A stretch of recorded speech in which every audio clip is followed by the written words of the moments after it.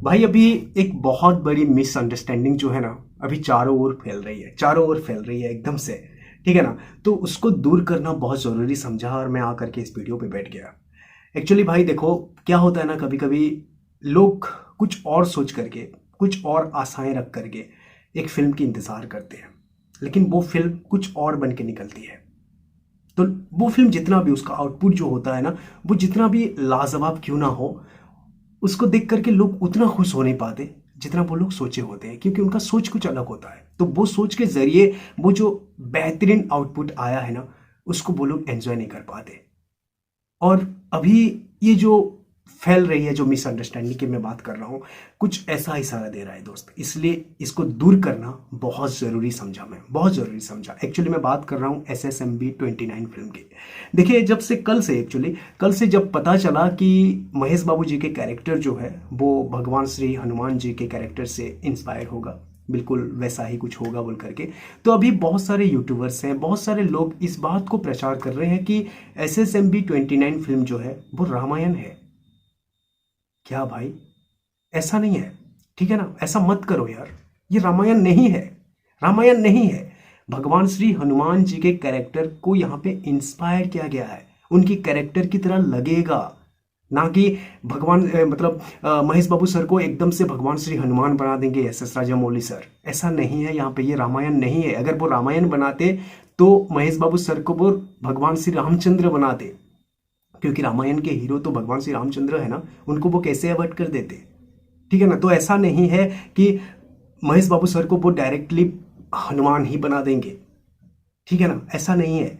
मतलब वाइब्स देगा, वही फंडा है। जैसे उनकी उनकी लास्ट फिल्मों की बात कर लेते हैं, उनकी जो बाहुबली मगधिरा की बात नहीं करेंगे, RRR मूवी की बात कर लेते हैं दोस्त। इसके ऊपर मैं बहुत पहले से वीडियो बना चुका था।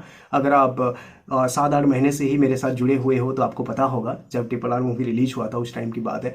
तो मैं बताया था वहां पे कि रामचरण और जूनियर NTR की जो कैरेक्टर होता है, उन दोनों की कैरेक्टर को महाभारत से, रामायण से मतलब लिया जाता है, और बिल्कुल वैसा ही वाइब्स मिलता है जैसे कि महाभारत की महावीर कर्ण की वाइब्स मिलता है रामचरण जी के कैरेक्टर में।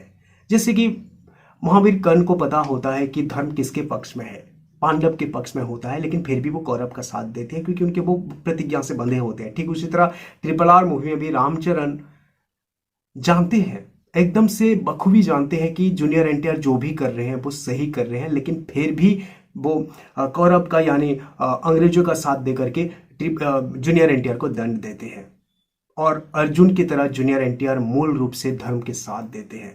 और अगर रामायण की बात करें तो वो तो हमें विजुअल दिखाई देता है जब क्लाइमेक्स में भगवान श्री रामचंद्र बन के रामचरण एकदम से पधार लेते हैं। और अगर कैरेक्टर की बात करें तो रामचरण की कैरेक्टर एकदम से एक स्मार्ट, दुनिया की सूझबूझ रखने वाला, और एक मतलब सारा चीज को जानने वाला, सारी चीज को एकदम से एक बैलेंस में रखने वाला एक इंसान होते हैं, जैसे कि भगवान श्री रामचंद्र।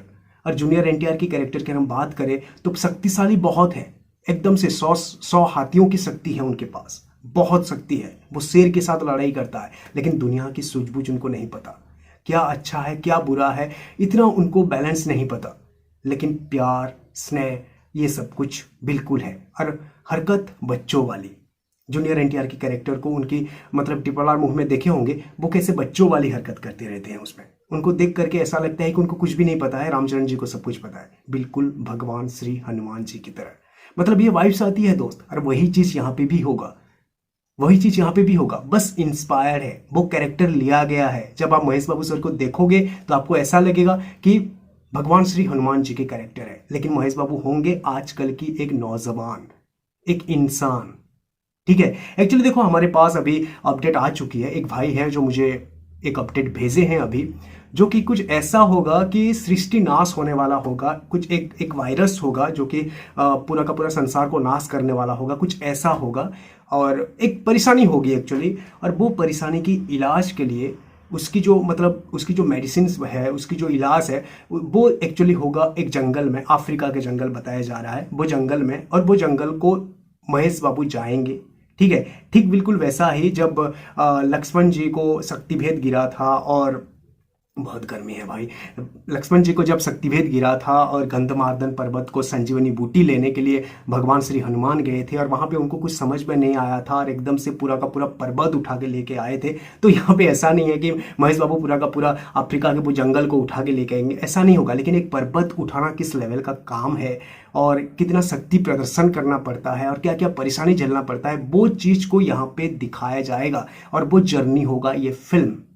जी हाँ गाइस, कुछ ऐसा डिजाइन किया गया है। देखो ये तो बस एक एक एक हिंट है कि कुछ ऐसा होगा और उसके साथ और क्या क्या जोड़े हैं और क्या क्या मसाला है और क्या क्या चीज यहाँ पे रखा गया है। भगवान श्री हनुमान जी के ऊपर ये लोग क्या क्या रिसर्च किए हैं और वो जंगल में उनके साथ और क्या क्या हुआ है उतना तो हमें नहीं पता है। बस हमें भगवान श्री रामचंद्र जी की कहानी को हमें पता है रामायण से, लेकिन हनुमान जी के साथ वो जंगल में क्या क्या हुआ, गंधमार्दन पर्वत में क्या क्या हुआ, ये सारा चीज को दिखाया जाएगा। ये SSMB 29 फिल्म है जो कि इंस्पायर्ड होगा हनुमान जी के ऊपर, लेकिन एक इंसान होंगे महेश बाबू सर, एक इंसान होंगे जो कि आजकल की एक नौजवान होंगे। बस उनकी जर्नी होगा बिल्कुल भगवान श्री हनुमान जी के, मतलब बिल्कुल वैसा ही। ओके, तो बस ये एक मिसअंडरस्टैंडिंग वाली वीडियो था जो जिसको मतलब दूर करना था मिसअंडरस्टैंडिंग को, जो कि सब लोग बोल रहे हैं ना कि अभी ये रामायण है ये है बोल करके।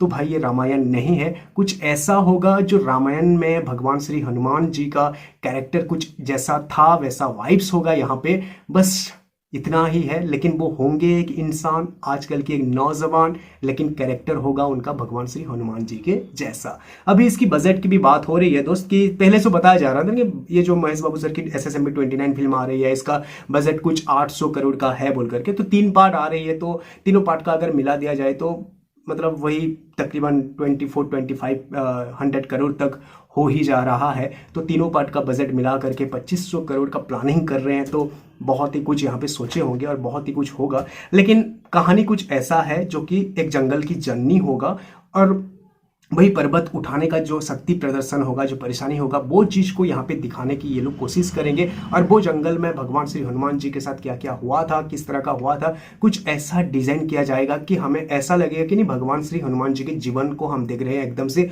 उनकी लाइफ को हम देख रहे हैं, एकदम से एक आजकल की लड़का, एक आजकल के नौजवान, एक इंसान के रूप में, जो कि महेश बाबू सर होंगे। कुछ ऐसा है दोस्त, ना कि ये रामायण है। और मैं बस यहाँ पे ये वीडियो का मेरा सिर्फ एक ही मकसद है, सिर्फ एक ही मकसद है कि आप लोग एकदम से ये सोच के मत जाओ कि ये रामायण है।